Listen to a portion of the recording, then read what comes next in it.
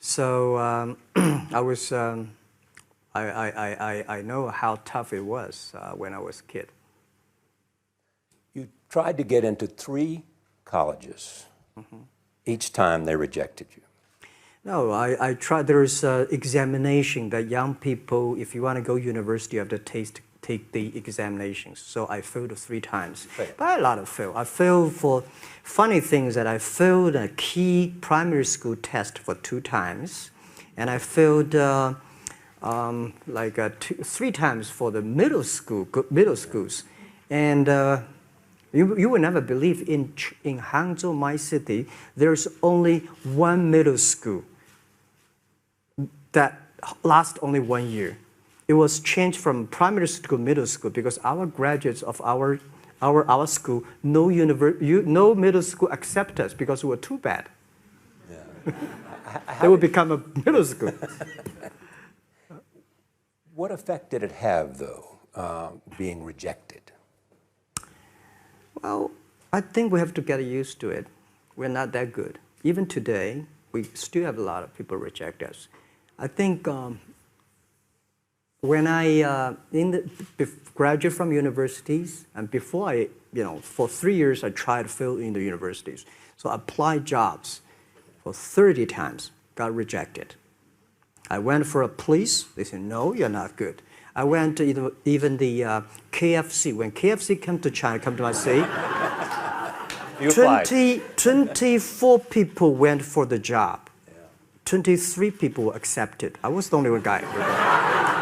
And we went for police. 5 people, 4 of them accepted. I was the only guy that I received it. So to me, being turned down, rejected. Oh, by the way, I told you that I applied for Harvard for 10 times, rejected. I know I'll be rejected. I just don't want to say that. Yeah, sorry now.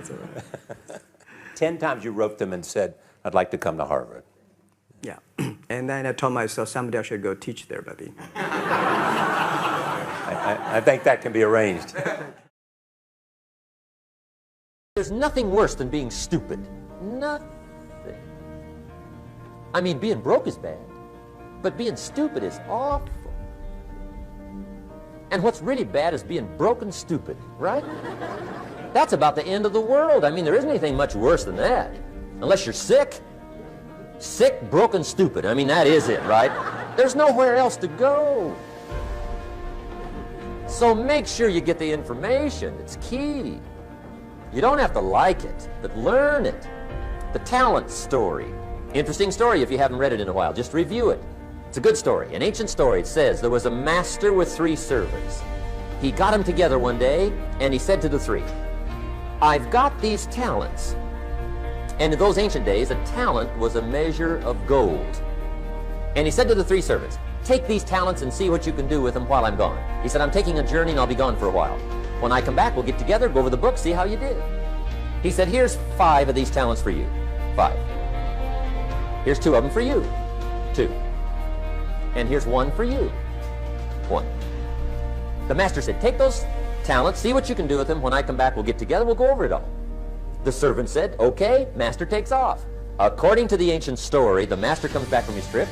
When he gets back, he gets the 3 servants together, and as he said he would, he asks, how did it go with those talents?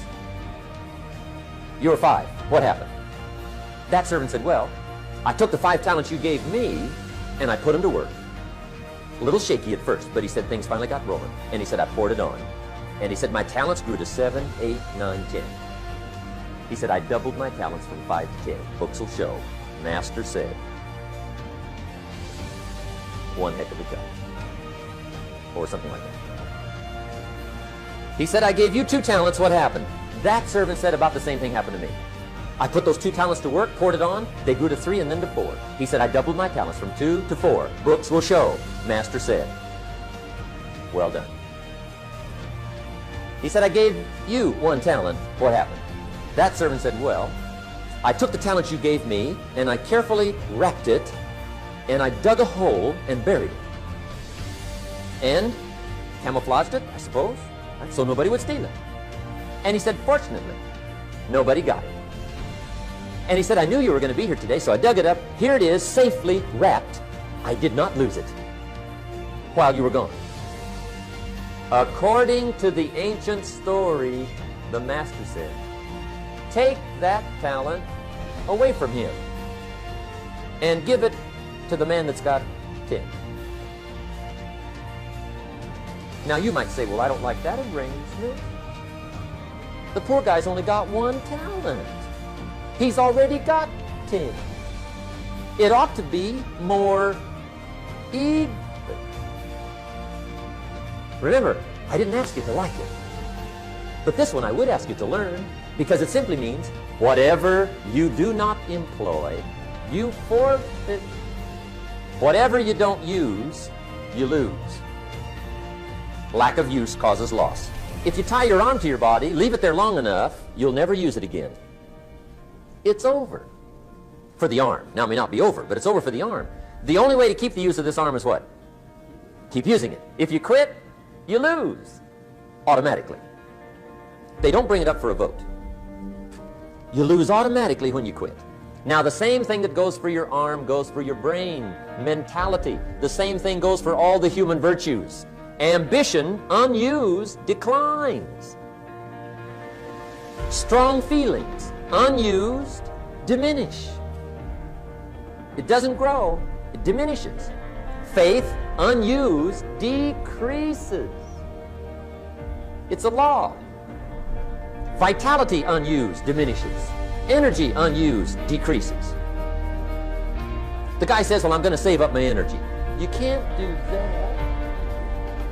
That's like trying to save today, put it on the end of the year. See, you can't do that. They'll come take you away. If you don't use today, what? It's lost. The guy says, well, I'll work twice as hard tomorrow to make up for it. See, that's foolish. You could have done that anyway. Today unused is lost. A talent unused is lost. An ability unused is lost. And make sure that all of your talent and ability and mentality and ingenuity and vitality and strong feelings, faith, courage, make sure that all you've got's being used. Otherwise, you lose.